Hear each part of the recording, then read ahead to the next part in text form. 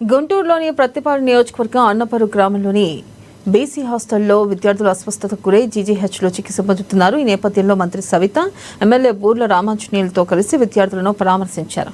GGH సూపరింటెండెంట్ను, డాక్టర్లను విద్యార్థుల ఆరోగ్య పరిస్థితి గురించి అడిగి తెలుసుకున్నారు.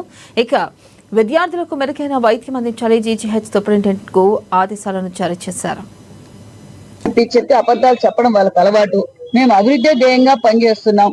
ఈ రోజు ప్రజలకు నాణ్యతమైన విద్య అందజేయాలి, నాణ్యతమైన ఆరోగ్యాన్ని అందజేయాలని చెప్పి వాళ్ళలాగా మేము గాలి కొదిలేయలేదు. 14-19లో మేము చేసిన అభివృద్ధి కావచ్చు, ఏదన్నా టిట్కో ఇండ్లు కావచ్చు, బీసీ హాస్టల్స్ కావచ్చు, బీసీ గురుకుల పాఠశాల కావచ్చు, రాజధాని కావచ్చు, పోలవరం కావచ్చు, వాళ్ళలాగా మేము గాలి కొదిలేయలేదు. ఎంతో బాధ్యతగా ప్రధానమంత్రి గారి ఆశీర్వాదంతో మరి ఈ రోజు ముఖ్యమంత్రి గారు పీపీపీ మోడల్ పోవడం వల్ల మరి ప్రజలకు నాణ్యతమైన ఆరోగ్యం మరి విద్యార్థులకు ఈ రోజు వారు కోర్టే చెప్పింది. మరి జగన్మోహన్ రెడ్డి గారు ఉనికి చాటుకునే కోసం విషం కప్పుతున్నారో తప్ప ప్రజలకు క్లారిటీ ఉంది. చంద్రబాబు నాయుడు గారు అంటే ఏంటో తెలుసు. 15 సంవత్సరాలు పూర్తి చేసుకున్న రోజు ఈ రోజు